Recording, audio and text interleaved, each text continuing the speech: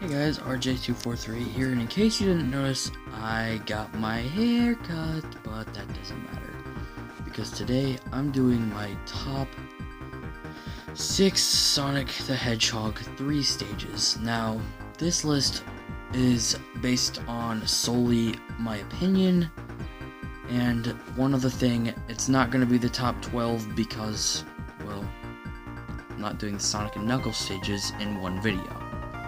Probably wouldn't have enough time to do it anyway. Without further ado, let's get started. So at number 6, we have Carnival Night Zone. A carnival that was supposed to, what I'm assuming Sega was going for, a Casino Night Zone, turned up to be a mediocre stage overall. Now, that it has these barrels that you have to tap up and down on the D-pad to move. I don't think anyone will figure that out, and that's a big problem, because who would do that? Who would figure that out within at least an hour of thinking and of ideas? Maybe in an hour, but I don't know. There's just something odd about that. And the stage overall is just, it's a little bit bland, honestly. I mean, like, yes, there's those springs that push you back, and then there's those star ball things, but it doesn't really push you back very far. And the rest of the stage is just bland and boring. The gimmicks don't work, and yeah, definitely not a bad stage, but I wouldn't call it one of my favorite stages in a Sonic game. No, not close. At number 5, we have Marble Garden Zone, and this stage is it's unique in a way. It has the gimmicks that work and other gimmicks that are terrible, like the gimmick with riding on this thing that just moves for some reason. And then there's those really fast-paced gimmicks that take you downhill. And then there's those gimmicks that just are for platforming. It's basically a basic platforming stage that kind of feels a lot like Marble Zone, but without the added lava. And it's another mediocre stage, honestly. I probably would replay this stage, but only if I had to. That's not to say that there's anything bad, but I mean, the closest you're gonna get is the annoying moving platform, but that's pretty much it.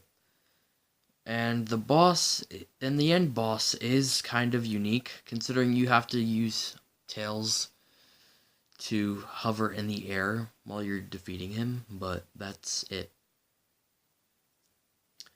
At number 4 is Hydrocity Zone. Now, I know what you're thinking.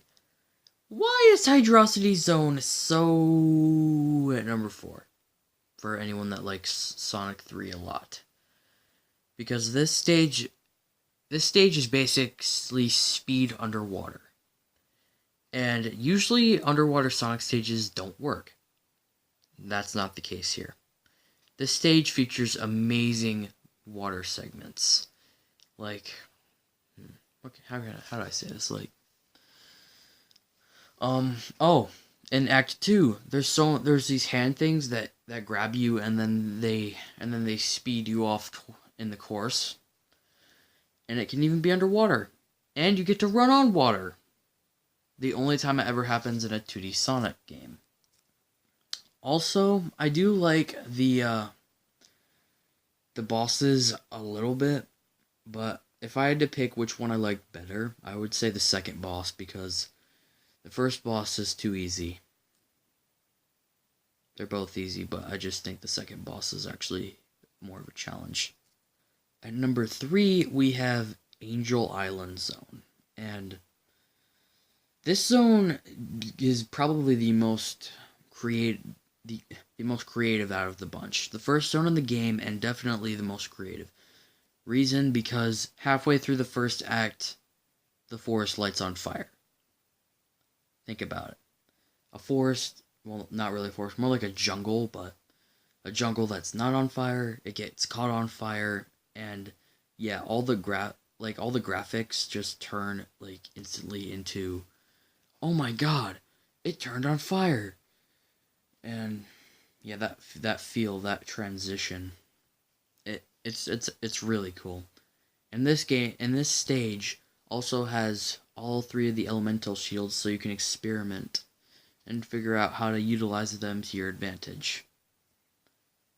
And the bosses, they're honestly for a first stage. I mean, the first one's a piece of cake, but the second one is actually not that easy. Also, fun fact, this is the first Sonic game to have bosses at the end of every act of a stage. At number 2 is Launch Base Zone.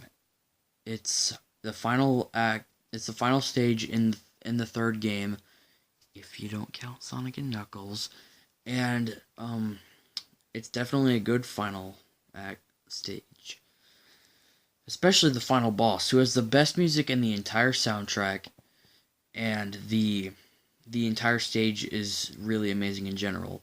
Lots of the gimmicks work, and there are underwater sections, but not very many of them. And the stage is decently fast. And I honestly don't have anything to bribe about in this stage. Except for one thing. The fact that this stage is not that hard of a stage for a final stage in a game. That's all I could think of, honestly. Yeah. At number 1 is Ice Cap Zone. Now, if I don't sound too enthusiastic about these stages, it's just because I don't have the energy to do that right now, but Ice Cap Zone starts you off snowboarding down a mountain top. And after that, you just instantly go into this platforming wonderland of fun.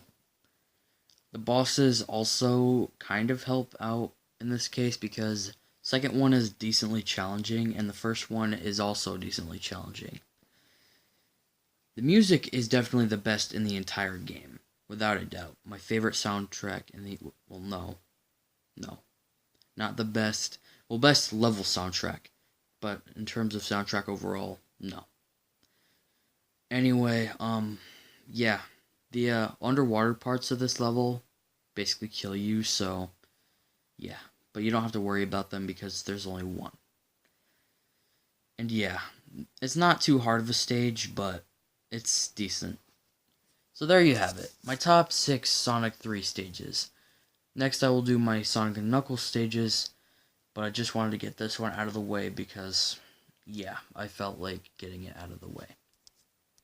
So thank you for watching this video, and if you liked it, obviously give it a like and subscribe if you liked the content and want to keep seeing content like this. Peace out, guys.